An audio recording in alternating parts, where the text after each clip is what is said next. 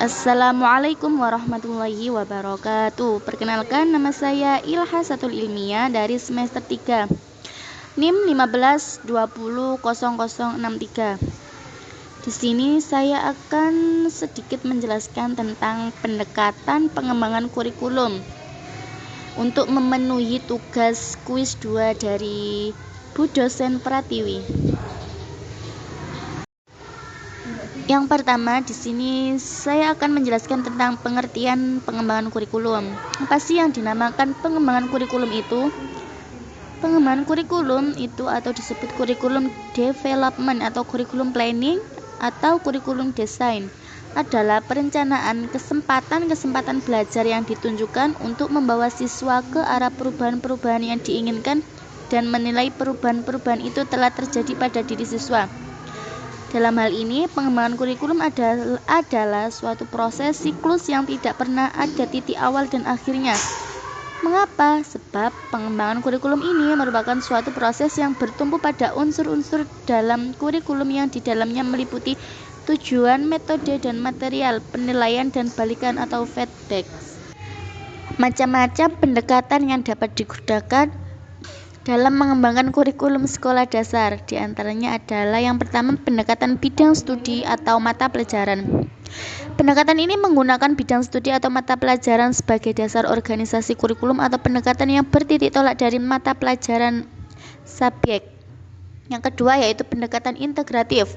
Pendekatan integratif bertitik tolak dari suatu keseluruhan atau kesatuan yang bermakna dan terstruktur. Yang ketiga yaitu pendekatan sentralisasi. Pendekatan ini dikembangkan oleh Robert S. Sayce pada tahun 1978. Dikatakan pendekatan top-down disebabkan pengembangan kurikulum muncul atas inisiatif para pejabat pendidikan atau para administrator atau dari pemegang kebijakan pendidikan seperti dirjen atau kepala kantor wilayah. Yang keempat yaitu pendekatan desentralisasi. Pendekatan ini disebut juga pendekatan grassroots, yaitu suatu pendekatan yang dimulai dari akar rumput. Selanjutnya yaitu pendekatan rekonstruksi sosial. Dan yang keenam, pendekatan teknologis. Pendekatan ini dalam bidang pendidikan khususnya kurikulum adalah dalam dua bentuk, yaitu yang pertama perangkat lunak atau software dan perangkat keras atau hardware. Yang ketujuh yaitu pendekatan humanistik. Pendekatan kurikulum humanistik dikembangkan oleh para ahli pendidikan. Humanistik kurikulum ini berdasarkan konsep aliran pendidikan pribadi, yaitu memberikan tempat utama kepada siswa. Pendekatan humanistik dalam pengembangan kurikulum didasarkan atas asumsi-asumsi yang sebagai berikut. Yang pertama yaitu siswa akan lebih giat belajar dan bekerja bila potensi yang dimiliki dikembangkan sepenuhnya. Yang kedua, siswa yang diturut sertakan dalam perencanaan dan pelaksanaan dipelajarkan akan merasa bertanggung jawab atas keberhasilannya. Selanjutnya, hasil belajar akan meningkat dalam suasana belajar yang diliputi oleh rasa saling mempercayai, saling membantu, saling memperdulikan, dan bebas dari ketegangan yang berlebihan.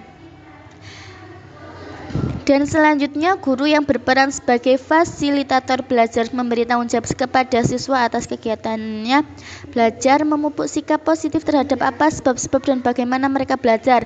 Yang terakhir yaitu kepedulian siswa akan pelajaran, memegang peranan penting dalam penguasaan bahan pelajaran itu.